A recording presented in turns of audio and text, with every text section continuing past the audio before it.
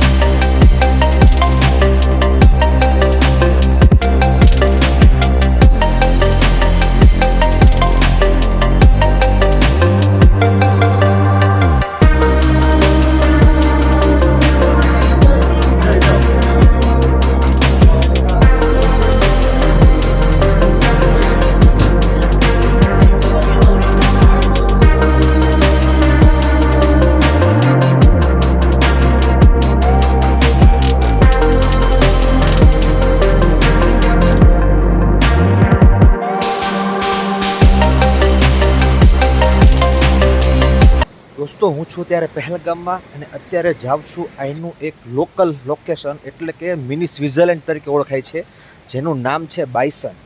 તો દોસ્તો, મારી સાથે રહેજો આ વિડીયોના છેલ્લે અંત સુધી, કેમ કે અહીંયા હું તમને એક નદીના કિનારે લઈ જવાનો છું, ત્યાંથી પછી એક વ્યૂ પોઈન્ટ છે ને ત્યાંથી વોટરફોલ્સ ઉપર લઈ જવાનો છું. તો દોસ્તો, મજા આવશે. ઓકે, તૈયાર થઈ ગયા છીએ અને અમારા ઘોડા પણ આવી ગયા છે. આ છે અમારા ઘોડા. હવે આ ઘોડા પર બેસીને અમે અહીંનું મિની સ્વિટ્ઝરલેન્ડ એટલે કે બાયસન જે છે ત્યાં જવાના છીએ. તો અત્યારે જે મને મારો ફ્રેન્ડ છે કે અહીંયા લોકલ છે એ આપણને બતાવશે કે આપણે કયા કયા એરિયામાં જવાનું છે. ये मेरा लोकल दोस्त अभी हमें बताएंगे कि हम कहाँ पे जाना है. तो भाई साहब, आज हम कहाँ पे जाने वाले हैं? जाना है आपको कश्मीर वैली, अच्छा, डेबियन और बायसरन, जिसको मिनी स्विट्जरलैंड बोलते हैं. वहाँ पे घोड़े से जाना है. તો દોસ્તો, આ લોકો આપણને અહીંનું મિની સ્વિટ્ઝરલેન્ડ એટલે કે બાયસન લઈ જવાના છે. તો ચાલો આપણે ટૂંક સમયમાં જઈએ છીએ હવે ઘોડાની સાથે. घोड़े के साथ. દોસ્તો, અહીંના લોકો ઠંડીથી બચવા માટે એક સારામાં સારો ઉપાય કરે છે, જે તમને આજે બતાવું છું. જે લોકો નાની સગડી રાખે છે અને એનું કાશ્મીરી ભાષામાં કંઈક નામ છે, તો ચાલો આપણે એમને પૂછીએ કે આ વસ્તુ શું કહેવાય. कश्मीरी हाँ। भाषा में ये कांगड़ी तो है. भाई साहब, ये आप क्या है? ये तो कांगड़ी है. ये तो लगता है बर्फ में लगता है. ये तो यहाँ का कल्चर है, कांगड़ी और फरन. ये तो यहाँ का कल्चर है. हाँ हाँ. हाँ, इससे बगैर नहीं हम रह सकेगा. इसके अंदर आपने जो अंगारे डाले हैं, हाँ, अंगूरा डाले. तो इसमें जलने का कोई प्रॉब्लम नहीं रहता है? नहीं नहीं नहीं. तो इसमें इसको रहता है हाँ। टेम्परेचर 20 डिग्री रहता है टेम्परेचर. अच्छा, और इसको किस तरह से यूज करते हैं आप मेरे को देखो बताइए. देखो देखो कैसा यूज करता है. ये होता है जो फरन. આવી રીતના આ લોકો ये વાપરે છે. कश्मीरी में फरन है. क्या है इसको? हाँ। बोलता है फरन. यस. ये ऐसा लगाना है. हाँ। ऐसा, ये देखो भाई साहब, ऐसा लगाना है. ये तो बंद करना है जिप. ये तो ऐसा लगाना है. જોયું, ઠંડીથી બચવાનો હા. કેવો જોરદાર ઉપાય. જો આપણે આવું કરી તો આપણે તો આખા સળગી જ જવાના છીએ, પણ આ એક જોરદાર ઉપાય ये છે. तो यहाँ का कल्चर है, ये फरन और कांगड़ी. ये तो यहाँ का thank you. कल्चर है कश्मीर તમારી का. પાસેથી આવું નવું જાણીને મજા આવી ગઈ. Thank you. ओके भाई. હલો, ઘોડાની મોજ, ઘોડા ઉપર બાયસરન.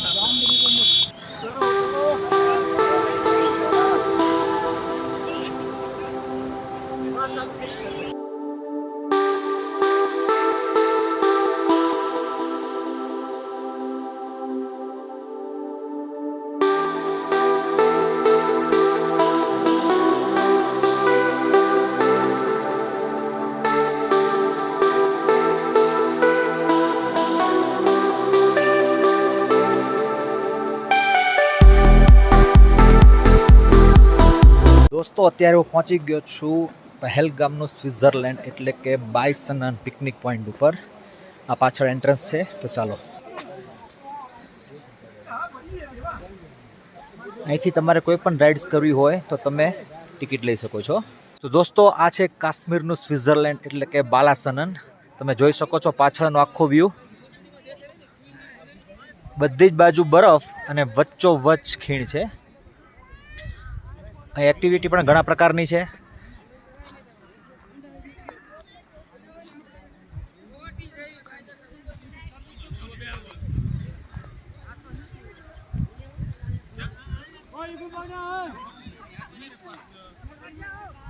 આ છે કાશ્મીરી બકરી કે જેમાંથી સાલ બને છે. જો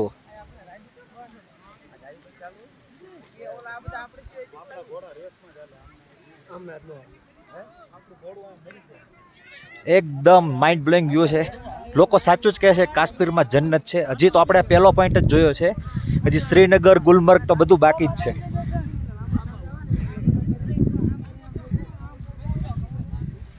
આ છે કાશ્મીરી બકરી કે જેમાંથી કાશ્મીરી શાલ બને છે. એકદમ સિલ્કી વાળ. જુઓ દોસ્તો, આ છે કાશ્મીરી જંગલી મશરૂમ. અહીંના લોકોનું કહેવું છે કે આ ઊંચી પહાડી ઉપર જ થાય છે. અત્યારે અમે પહાડી ઉપરથી જ લાવ્યા છીએ અને આનું શાક ખાવાથી તમારે અઠવાડિયા 10 દિવસમાં તમને તમારી હાર્ટની દરેક બ્લોકેજો તમને કાઢી નાખે છે. એકદમ સારી વસ્તુ છે અને ખૂબ જ મોંઘી વસ્તુ છે. આપણે જે ગુજરાતમાં મશરૂમ મળે છે એ મશરૂમ નથી. આ છે પહાડી જંગલી મશરૂમ. ચલો દોસ્તો, તો હું ફાઇનલી પહોંચી ગયો છું કાશ્મીરના દલ લેકની અંદર, મારી હાઉસ બોટની અંદર. દોસ્તો ખૂબ જ ઠંડી છે. આ બધું જો મેં પહેરી લીધેલું છે. તમે પણ અહીં આવો તો પહેરજો, નહીંતર ટાઈટના ઠરી જશો. આ છે મારી હાઉસ બોટ. તો ચાલો હું તમને હવે હાઉસ બોટનો ટોટલ નજારો બતાવું.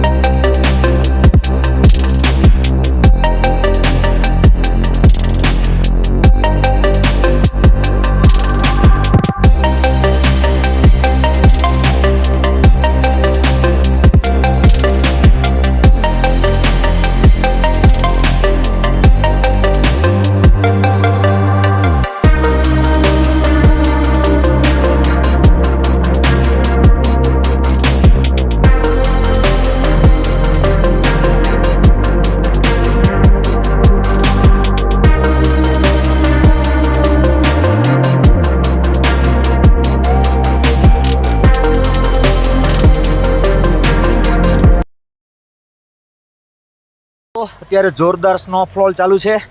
મારે છત્રી લેવી પડી છે. તમે જોવો, તમે જોઈ શકો છો એકદમ સુપર સ્નોફોલ સોનમર્ગની અંદર. અત્યારે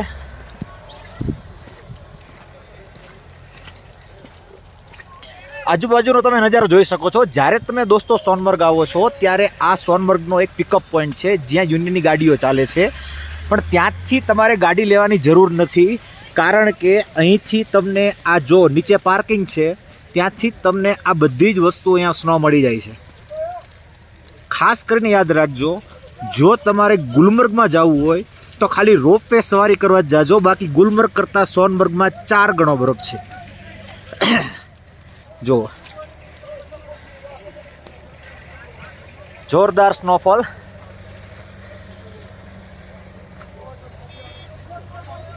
ચાલો ઉઠી લઉં હવે.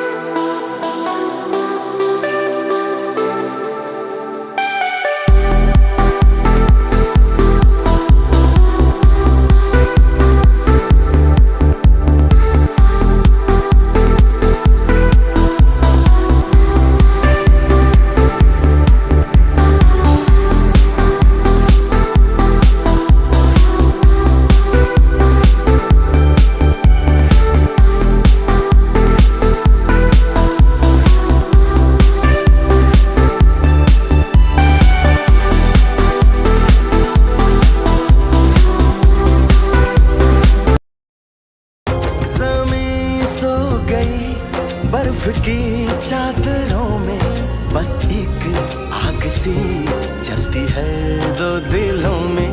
हवाएं सनसनाए